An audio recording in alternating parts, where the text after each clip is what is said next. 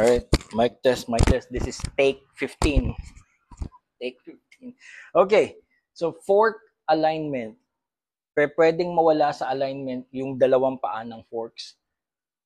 Kapag halimbawang sumemplang, nabagsak yung motor or nalubak ng matindi, tas may narinig kayong parang lumugutok or nag-vibrate or nagkaroon ng nag-iba yung handling o yung takbo. Then pang-apat, kapag meron kang binago sa setup ng forks, tulad ko, ito yung gagawin ko ngayon, nilower ko yung forks nung isang araw, so I'll make sure na ma-check ko yung alignment nung dalawang paa ng forks. Ang mga materials na kailangan natin, unang-una, ito napaka-importante, torque wrench. Torque wrench. Torque wrench. Hindi pwedeng tansyahan lang yan. Mamaya papaliwanag ko sa inyo kung bakit hindi pwedeng tansyahan lang yan. Pero ang bottom line nito, masanay na tayo na gumagamit tayo ng proper tools. Torque wrench. Kaya nga may nakalagay ng mga torque specs sa user manual tsaka sa service manual para sundin yun. Kasi may ibig sabihin or may halaga na hinihigpitan yung mga bolts sa tamang puwersa, yung sapat na puwersa. Hindi pwedeng kulang, hindi pwedeng over-tightened. Yung tama lang. Okay? Now, kailangan ko rin ng pantanggal ng front axle, and then brake calipers, yung mga Allen bolts, kailangan ko ng breaker bar, okay, just in case mahirapang magbukas, and white marker. Itong white marker, paliwanag ko lang, itong white marker, pwede mo itong gamitin kung wala kang torque wrench. Okay, now, yung mga fasteners ng ating motor, coming from the factory, may mga marker na yan. Pero, nabubura yan pag matagal na yung motor, pag matanda na yung motor. So, ang ginagawa ko, minamarkahan ko ng white marker yung bolt tsaka yung paglagyan niya, palatandaan ko yun. Para dun ko ibabalik yung posisyon kung wala akong torque wrench. Okay, kung walang torque wrench. So, bigyan natin ng example habang ginagawa ko. Tulad halimbawa, sige, gawin na natin yung process. Paliwanag ko lang habang ginagawa ko. So, ang gagawin natin for fork alignment, ang unang-una is luluwagan natin from the lower yoke, yung lower 333, pababa. Lahat ng fasteners, kasama itong fender. Okay? So, luluwagan natin. Una muna, yung mga fenders. So, naluwagan ko na sila. Yung mga Allen bolts nila, yan, maluwag na para hindi, yan, para nakakagalaw. Kasi yung fork housing, yan, dyan nakakabit yung fender. So, kapag yung fender, hindi mo nilawagan, medyo may puwersa pa yan, yayakapin niya yung mga fork housing. Okay, so maluwag na yung fender, naluwagan ko na kanina. Then, luluwagan natin yung brake calipers, mounting bolts ng brake calipers. Actually, naluwagan ko na din to kanina. Take 15 na nga to eh. So, ito, may white marking yan, hindi nyo lang nakikita. May white marking, binilang ko na yan. So, niluwagan ko siya. Okay? Yan. Isang ikot. Alright? Isang buong ikot.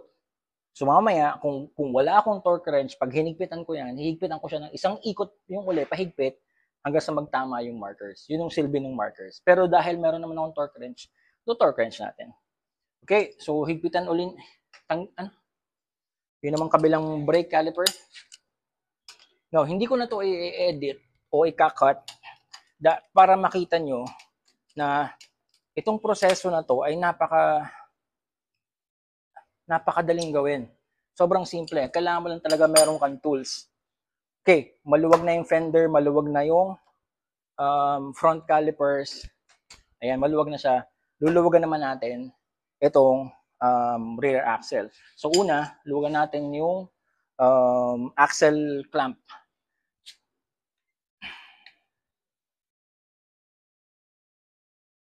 Ayan, okay. So, luluwagan ko din lang siya ng isang ikot. Ayan.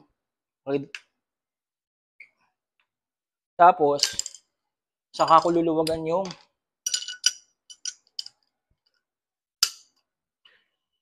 front axle.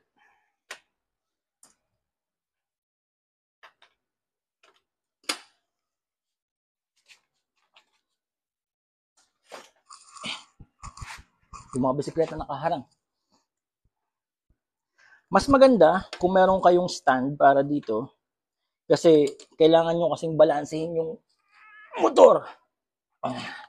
Kailangan nyo kasing balansehin yung motor para ma-set nyo ng alignment yung fork ng ayos. Okay.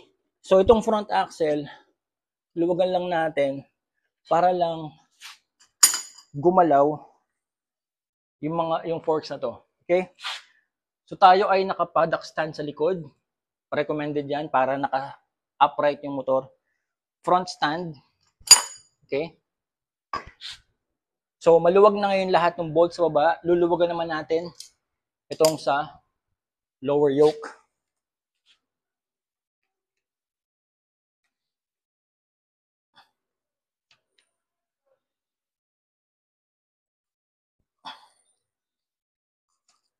Ngayon, kung unang beses nyo pa lang itong gagawin, mararamdaman nyo parang sobrang higpit ng mga bolts na to. Kasi itong mga to ay may Loctite. Merong yung hindi man yung permanent Loctite, pero meron tong Loctite from the factory. Requirement yun. So, lalaban yun sa inyo kung first time itong gagawin. Pero kapag madalas na, wala na. Maning-mani na lang to.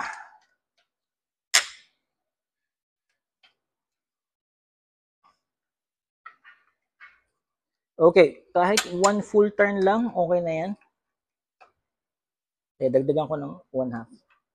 Dagdagan natin ng 1/2. So, ang idea dito is para lang lumuwag yung motor. Lumuwag yung mga fasteners na yumayakap dun sa fork leg. So, ngayon, ang gagawin natin, maluwag na lahat. May nalimutan ba tayo? Wala naman.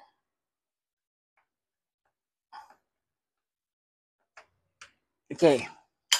Bababa natin yung front end. Ayan. Ngayon, at this point, maluwag. Maluwag lahat yan, ha? Maluwag lahat yan. Hindi natin luluwagan yung top yoke kasi lalaglag yung motor. Yuyug-yugin natin ngayon yung motor.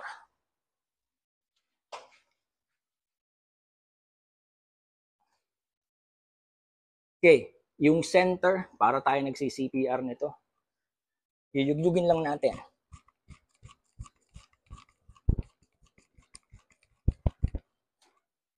Okay, pag niyug-yug natin, wag na natin gagalawin. Titingnan ko lang, visual inspection, aligned naman talaga yung forks ni Octavia. Okay? So, again, para makasigurado tayo, center. Okay, i-center natin yan. Yug-yugin lang natin. Well, dahan-dahan ha, baka malaglag kayo. Sisihin niyo pa ako. Okay.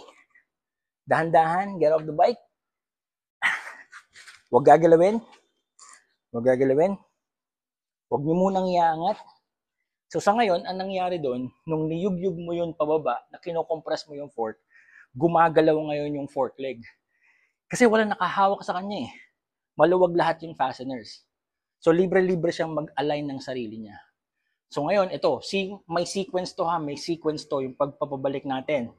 Hihigpitan muna natin yung lower yoke.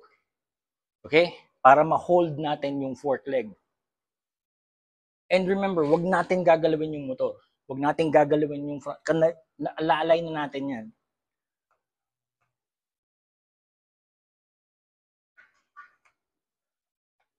Dalawa yung bolts ng lower yoke.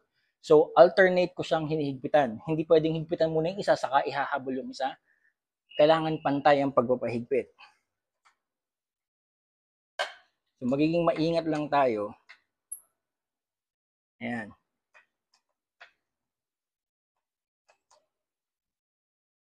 Hand tight. Hand tight. Okay. Ang torque spec ng motor ko iba't iba yan sa iba't ibang motor. So sa motor ko, this is 15 Newton meters of torque. Ito ang mahalaga dyan. Kapag ito kasi hinigpitan nyo ng sobrang higpit, baka ma-damage yung stanchion. Baka masakal masyado yung fork. Tandaan nyo, may nagtataas baba dyan. May naglalaro sa loob ng stanchion na yan. pag hinigpitan nyo at nag-dent yan o nasakal yan, napisa yan, baka ma-damage yung, baka mabawasan yung functionality ng fork. So, mas magandang ito ay wag hihigpitan ng todo. Hindi rin pwedeng maluwag. Kasi pag maluwag yan at umaandar ka na, mawawala sa alignment yung forks kasi gagalaw. So, dapat talaga dito, kung ano yung torque specs, kung ano yung kinakailangan, yun talaga dapat ang ipanghigpit natin. Okay? Ito gagawin ko. Lalagay ko muna sa, ito kasi 20, 20 Newton meters of torque. Gagamitin ko muna sa 15. 15 muna, gradual muna.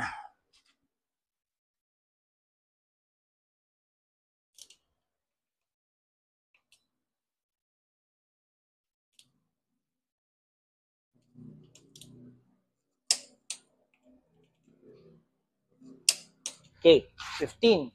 Okay? Pero hindi pa siya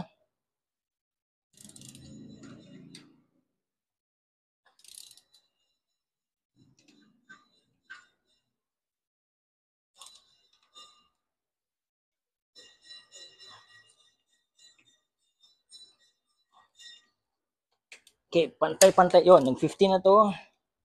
Second bolt, 15. Okay, so nung ginamitan ko ng 15, hindi nakatama yung marker, yung puting marker. So alam ko kulang yan. Kasi ang kailangan talaga nito is 20 Newton meters of torque. So ngayon, isa-set ko to 20. Yan lang. Pinakita ko lang sa inyo kung paano ginagamit yung torque wrench. Punta tayo sa 19, 20.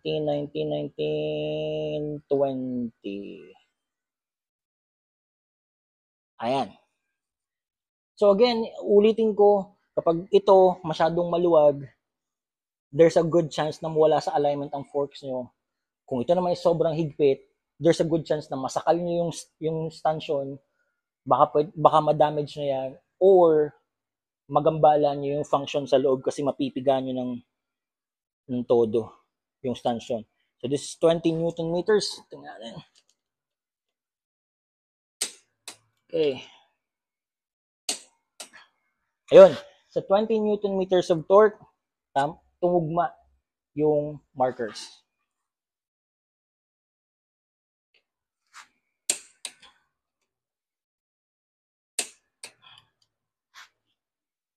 Okay.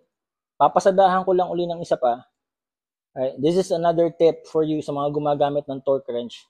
Yung kasing clutch mechanism ng torque wrench sa loob, minsan, kumbaga pa yan, parang kailangan pa ng warm up. Kaya ginamitan ko kanina ng 15 muna para ma-warm up yung clutch springs nito. Tapos patadaanan ko uli siya, isa-set ko siya ng 20.5 or 21 na lang, 21. Ayan.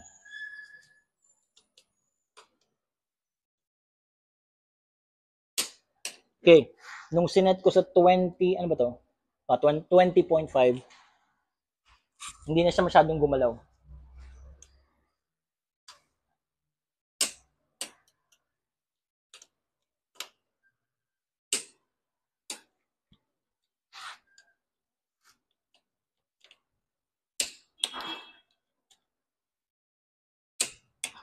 Okay.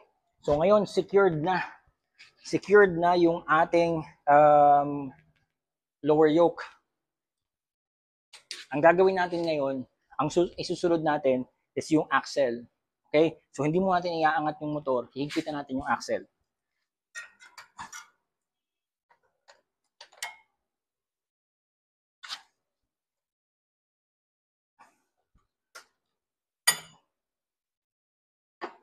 Yup. Medyo masikip ang ating lugar.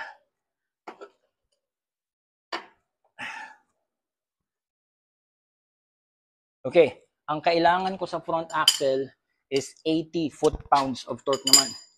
80 foot-pounds. So, dun tayo ngayon gagamit ng malaking torque wrench. By the way, itong front axle ko, this is 14 mm na hex wrench. Hex wrench pa. Okay. Okay. This should be 80 foot-pounds. Yun.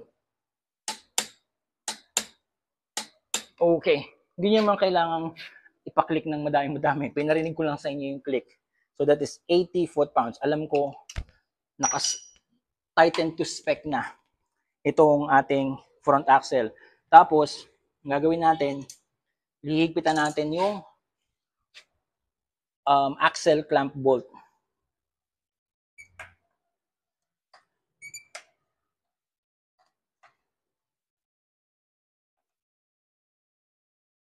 Okay, ito merong marker.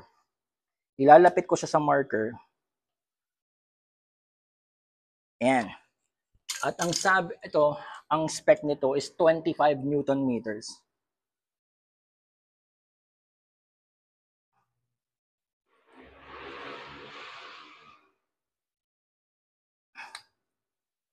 Etong small torque wrench na to, ang maximum nito is 25 Newton meters. Kaya ako actually ito binili. Para dito, at saka para dun sa brake calipers. Okay. 25 Newton meters of torque para sa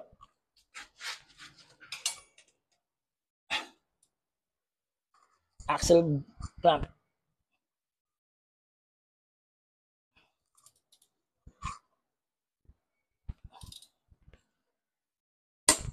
Oh.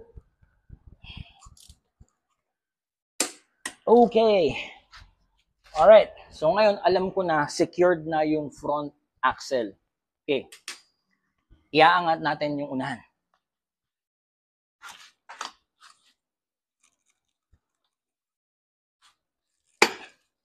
Okay. So, di ba, niluwagan natin yung brake calipers. Ngayon naman, this is a good chance para i-align naman natin yung brake calipers dun sa front wheel, dun sa front disc. Okay, kasi pag niluwagan mo yan, mawawala rin sa alignment yan. So, bonus na to, bonus na. Okay, wala siyang binding, wala siyang drag. Consistent yung noise na naririnig ko. Ang gagawin natin ngayon, dahil maluwag yung brake caliper, paikutin natin ang gulong, tapos magbe-brake tayo. Yun. Pag ginawa mo yun, mag-a-align yung brake pads, mag-a-align yung caliper dun sa front disc.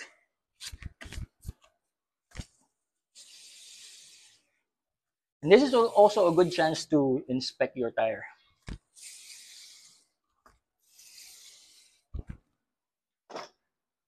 Yan. Ah, di ba? Kita niyo yun? Yun yung caliper na maluwag pa. Okay?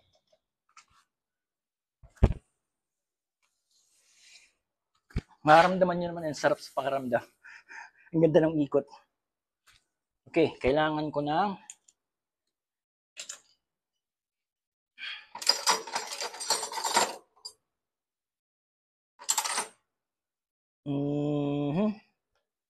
wait lang. Ano bang kailangan ko?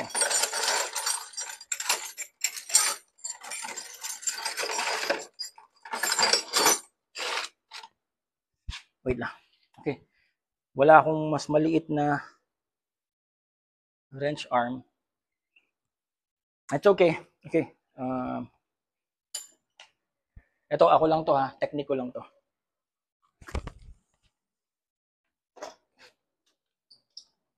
Ayan.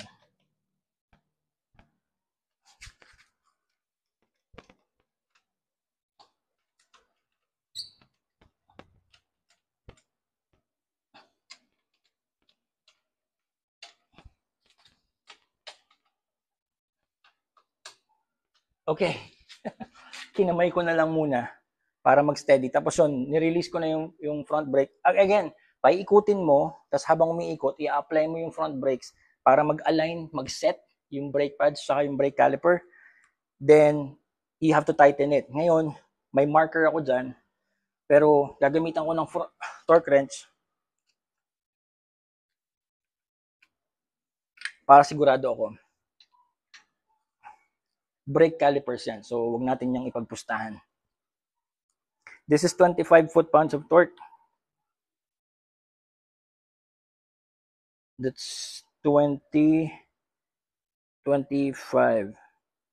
Okay, 25 foot-pounds of torque.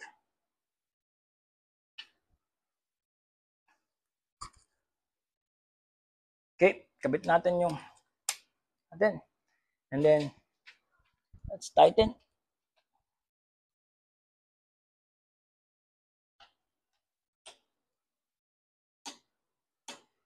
Okay. Very soft.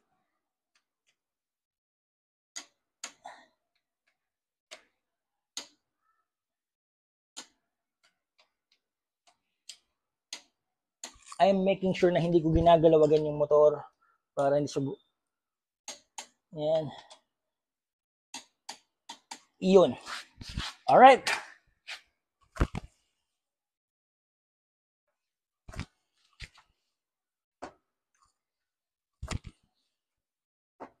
Ganda ng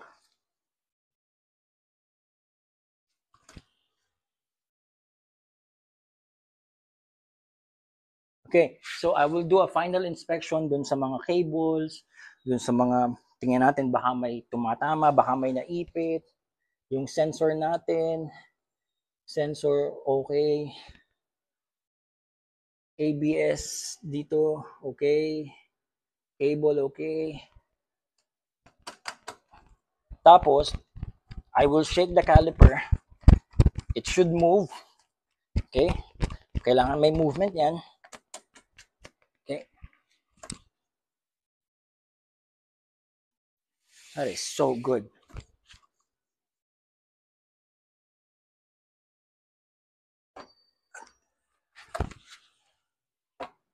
Oh, that feels so good. Alright, so finishing touches na tayo. Itong fender na lang. Ang ginagawa ko sa fender, kinakalog ko lang yan in place.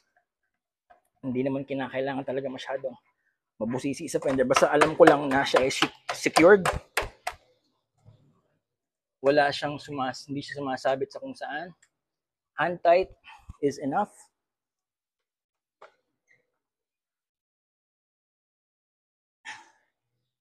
Hand tight is enough. Tapos,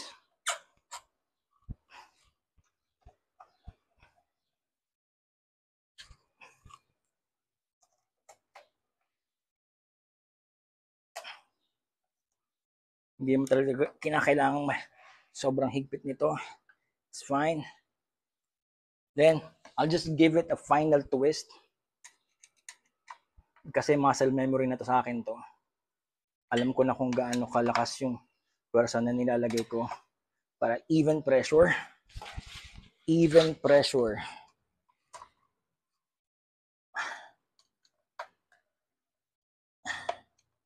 Tapos inspect nyo na lang yung mga fasteners nyo kasi minsan may makikita kayo, oy, may papalitin na pala. Katulad to, papalitin na yung washer sa ako napapalitan niya. Okay. Then, check physical. May tumatama? Wala. Wala. That feels so nice. That's it. So right now, aligned na yung forks.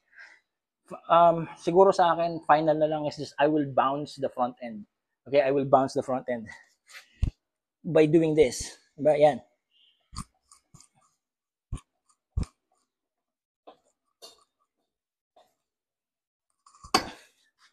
Ayan, medyo ingat lang. Sanayan lang yan kasi baka may matumba yung motor nyo. Sisihin nyo pa ako.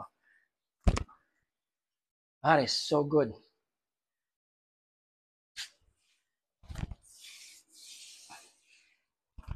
Okay, and then i-reset ko yung zip tie sa right leg para susukatin ko uli yung bago pala yan. So magpunas-punas na rin lang tayo ng stanchion. Ay, yung stanchion lang naman. Hindi naman mahalaga dyan. Hindi naman mahalaga yung iba. Linis-linis lang. Puro aesthetics lang naman yan. Okay. So yung stanchion natin, para makita lang natin, i-reset ko yung zip tie.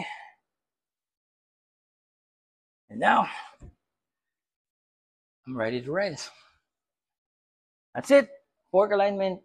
Just make sure na kung kayo ay sumemplang, bumagsak ang motor, nalubak ng matindi, may nagbago sa galaw ng front end, or kung may binago kayo sa settings ng forks, make sure you align your forks. At bonus na doon, ina-align din natin yung brake pads, brake calipers, at saka ang disc brakes. Ang front disc brakes.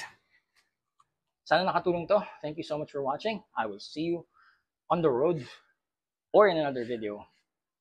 Or tambay tayo, magkape tayo. Okay? Okay na ba? Ride na.